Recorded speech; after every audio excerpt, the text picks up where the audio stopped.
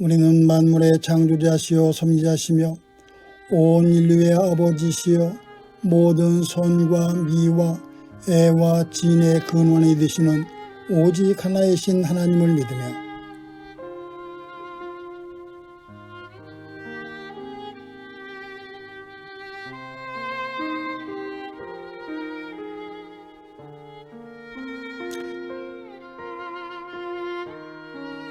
우리는 하나님이 우리와 같이 계시사 우리의 지도와 위안과 힘이 되시는 성령을 믿으며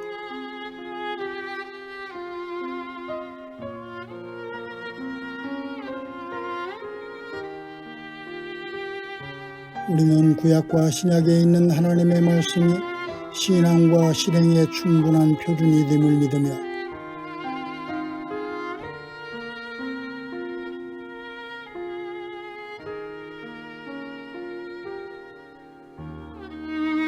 우리는 하나님의 뜻이 실현된 인류 사회가 천국임을 믿으며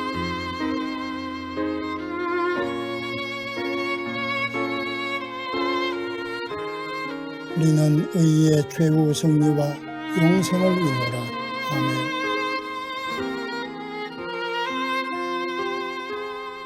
사랑하는 이들이여, 성경은 우리의 마음을 움직여 전능하신 하나님께 우리의 죄를 깨달아 고백하게 해줍니다.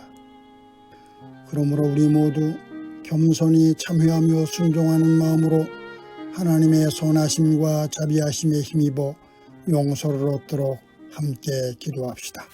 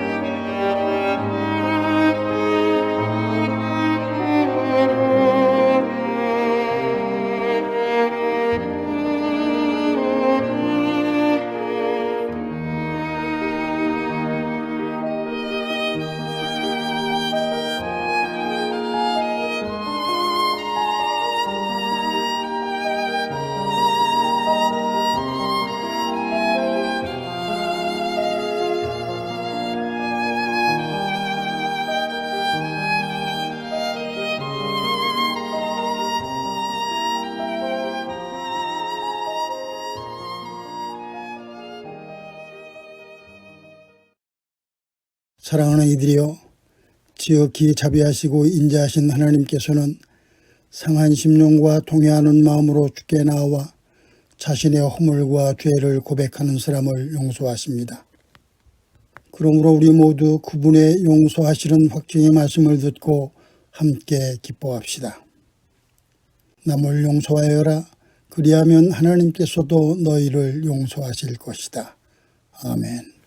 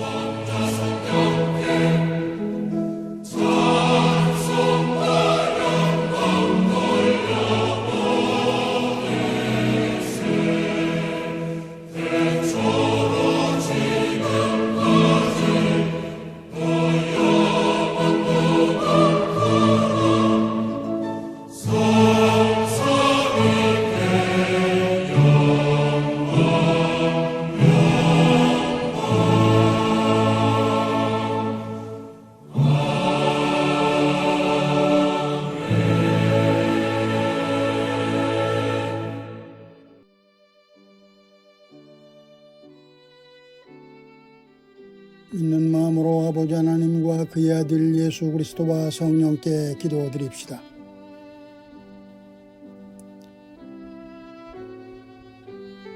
주님, 온 세계에 있는 하나님의 교회를 위해 성령께서 함께 해주소서.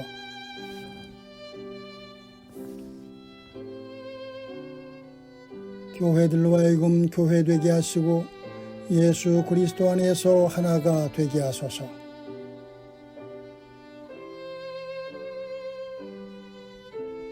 교회들로 하여금 한 식탁에 둘러앉아 성만찬의 참 친교를 성취하게 하소서.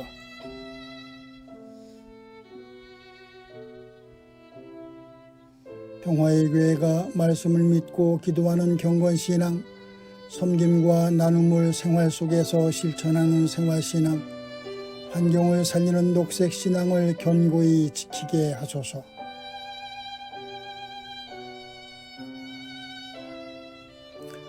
평화의 교회를 섬기는 이들에게 능력을 주시며 그들을 바른 길로 인도하소서.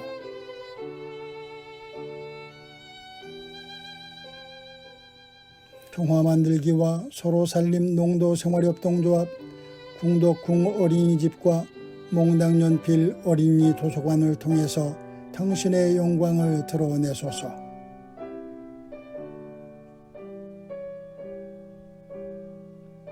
국가의 지도자들이 정의와 평화를 위하여 일하고 하나님의 지혜를 의지하게 하소서.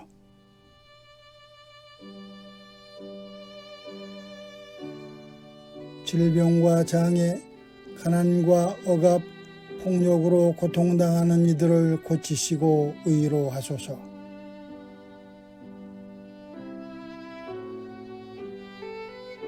우리가 지쳐 있을 때 힘주시고 근심하고 염려할 때 평화를 주시며 환난과 시험을 당할 때 이길 수 있도록 믿음을 주소서.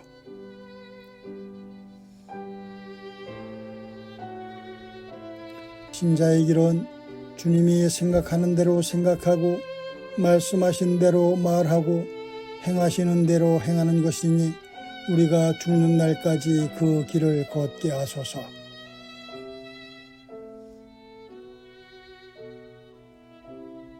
하나님이시여, 당신의 은총으로 우리를 보살피시고 보호하시고 구원해 주소서.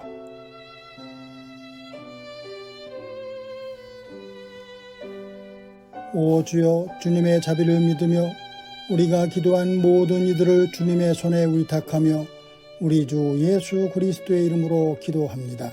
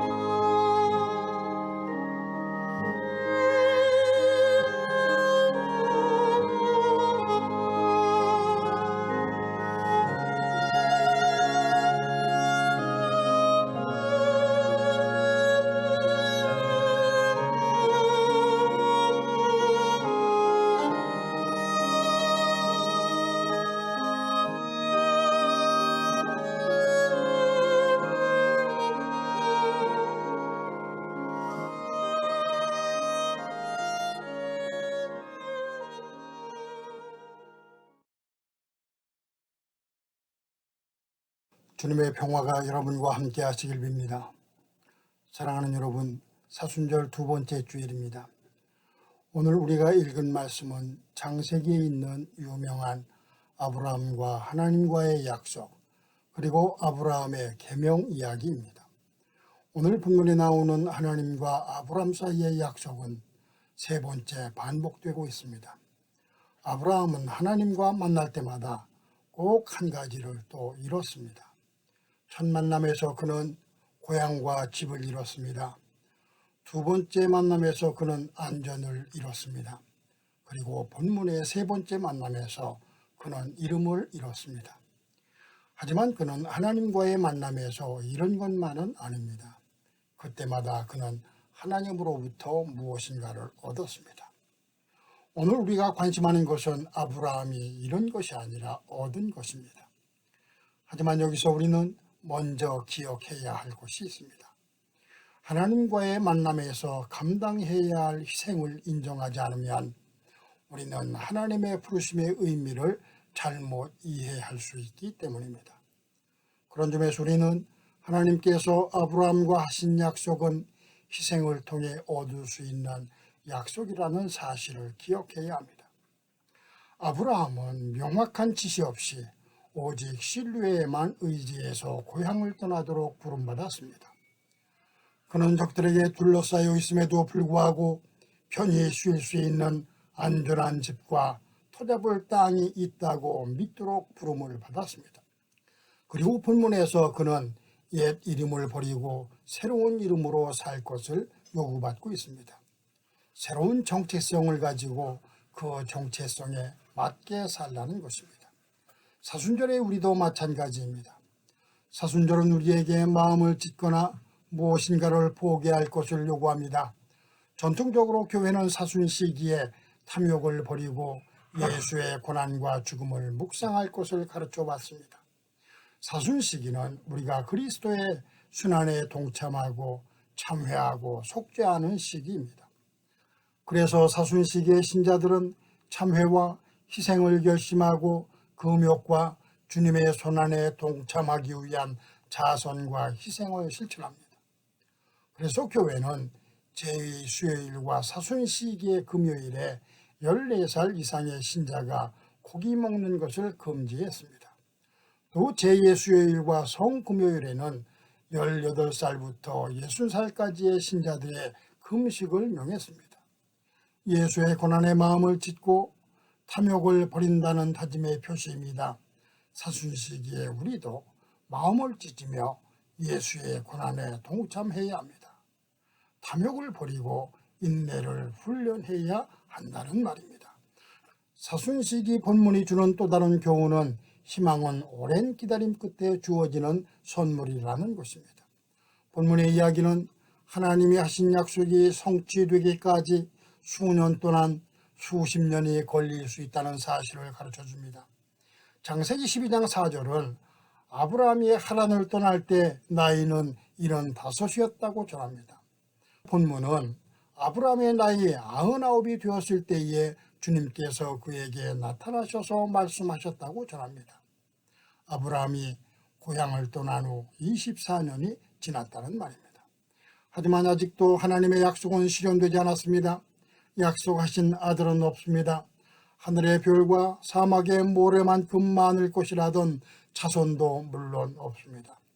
그러나 하나님은 여전히 아브라함에게 약속을 믿고 버릴 것을 요구합니다. 본문 11절에서 하나님은 고향을 떠난 지 24년이 지난 후에도 여전히 하나님을 신뢰한다는 표시로 포피를 베어서 할례를 받게 하라고 아브라함에게 요구합니다. 그렇다면 아브라함은 여전히 하나님을 신뢰하고 있을까요? 창세기 17장 17절에 의하면 아브라함은 하나님께서 언약을 약속하여 할례를 명하실 때 얼굴을 땅에 대고 엎드려 웃었습니다. 그리고는 나이 100살이 된 남자가 아들을 낳는다고, 또 90살이나 되는 사라가 아이를 낳을 수 있을까 하고 혼자 중얼거렸다고 전합니다. 그리고는 이스마엘이나 하나님께서 주시는 복을 받으면서 살기를 바랍니다 하고 말했습니다. 저는 하나님의 약속을 믿을 수 없다는 것입니다. 하지만 우리가 비난할 수는 없습니다. 그의 기다림은 너무 길었습니다. 그는 하나님의 약속을 믿고 고향을 떠났습니다. 그는 지금 가족의 안전을 보장받지 못한 채 광야를 떠돌고 있습니다. 그런데 지금 하나님은 너는 여러 민족의 조상이 될 것이라며 아브라함과 사라에게 할례를 명령하신 것입니다. 하지만 하나님은 산부인과 의사가 아닙니다. 24년 동안 자신과의 약속을 지키지 않은 노인과 같은 존재입니다. 그러나 우리는 기억해야 합니다. 희망을 붙잡는 것은 오랜 시간 후에야 가능한 일입니다. 아브라함과 사라는 현실과는 거리가 멀어서 웃을 수밖에 없는 미래를 보기 위해 오랜 시간을 보내야 했습니다. 아브라함과 하나님 사이의 대화는 24년 동안 계속되었습니다. 그런 하나님께서 다시 그 언약을 말씀하고 계십니다. 또 지금은 다른 조건이 붙어 있습니다. 본문 1절에서 하나님은 아브라함에게 나에게 순종하며 흠없이 살라고 말씀하십니다. 순종과 흠없는 삶이 약속 실현의 조건인 것입니다. 여기서 흠이 없다는 말은 죄가 없다는 말입니다. 창세기 기자는 창세기 6장 5절에서 노아는 그 당대에 의롭고 흠이 없는 사람이었다고 전합니다. 그리고 하나님은 본문에서 아브라함에게 흠없는 삶을 요구하신 것입니다. 여기서 우리가 기억해야 할 것은 흠없는 사람과 하나님과 함께 걷는 사람은 같은 뜻이라는 사실입니다. 따라서 나에게 순종하며 흠없이 살라는 이 말씀은 세월이 흐르고 몸이 늙어도 계속 나와 함께 걷고 내 앞에 걸어가라는 뜻입니다. 오늘 우리도 마찬가지입니다. 우리는 종종 하나님의 약속을 의심하며 포기합니다. 또 실망하고 하나님에 대한 신뢰를 초래합니다. 하지만 희망에는 오랜 기다림의 시간이 필요합니다. 그리고 기다림에는 인내가 필요합니다. 따라서 지금 우리에게 필요한 것은 인내입니다. 인내하며 기다리는 것입니다. 사순시기에 아브라함이 우리에게 가르쳐주는 교훈이 바로 이것입니다. 희망은 오랜 기다림이 가져다주는 선물이라는 것입니다. 본문의 이야기가 우리에게 가르쳐주는 또 하나의 교훈은 우리의 정체성을 바꾸라는 것입니다. 본문에 의하면 아브라함은 하나님 앞에서 행하라는 지시를 받았습니다. 하나님의 약속을 신뢰했던 아브라함은 그동안 어떤 응답도 받지 못했습니다. 그는 하나님께서 구체적인 지시를 내리기 전에 걸어야 했습니다. 하나님이 명령하신 길을 걸어갈 방법을 스스로 결정해야 했습니다. 그 과정에서 아브라함은 잘못된 결정을 내리기도 했습니다. 에집트에서 파라오가 사라를 차지하기 위해 자신을 죽일 것을 걱정해서 사라를 자신의 누이라고 속여서 아내를 위험에 빠뜨리기도 했습니다. 때때로 그는 자신이 원하지 않는 방향으로 가야 했습니다.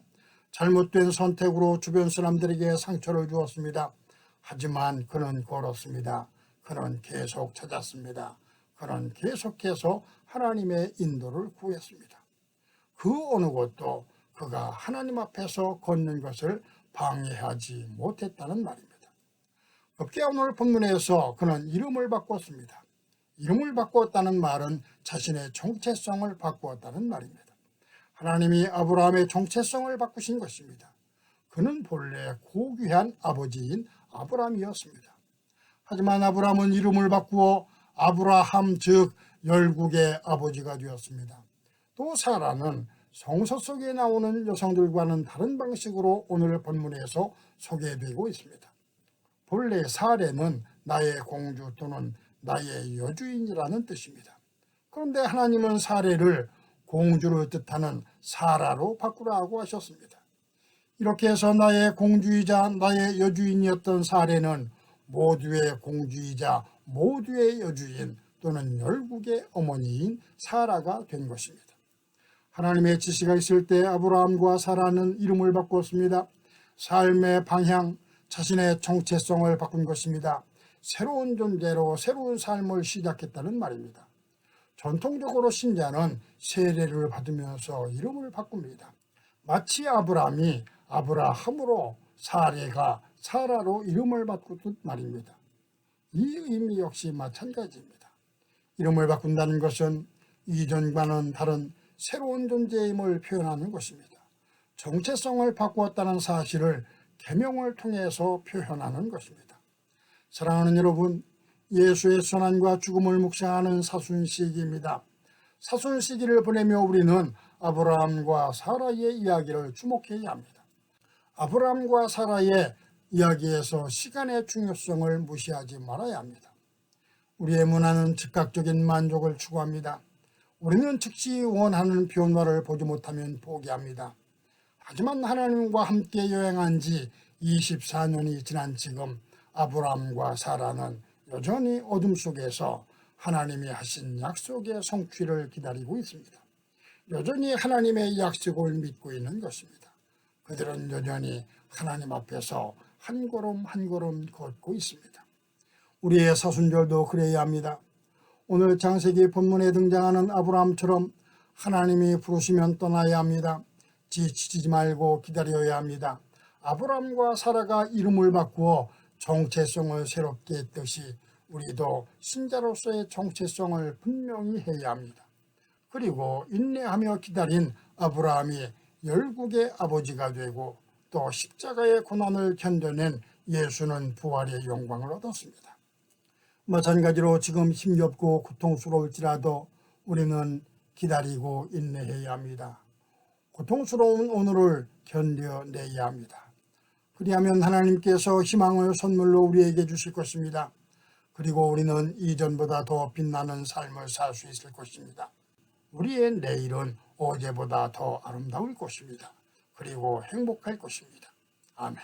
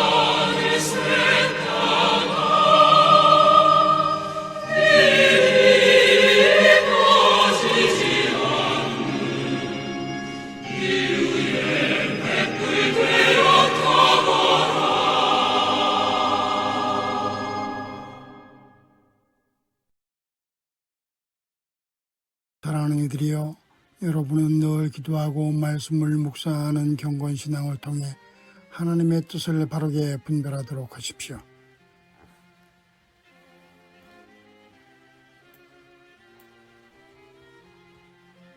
서로 섬기고 나누는 생활신앙을 실천함으로 우리의 모범이신 예수 그리스도를 닮아가십시오.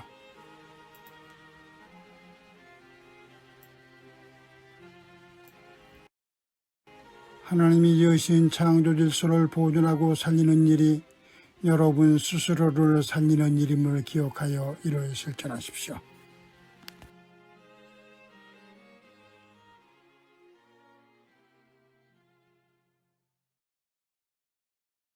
이제는 우리 주 예수 그리스도의 은혜와 하나님 아버지의 크신 사랑과 성령의 인도하심이 힘겨운 시대를 살아가는 우리 모두, 특별히 이 땅의 약하고 가난한 사람들의 머리 위에 이제부터 영원토록 함께 계실지어다.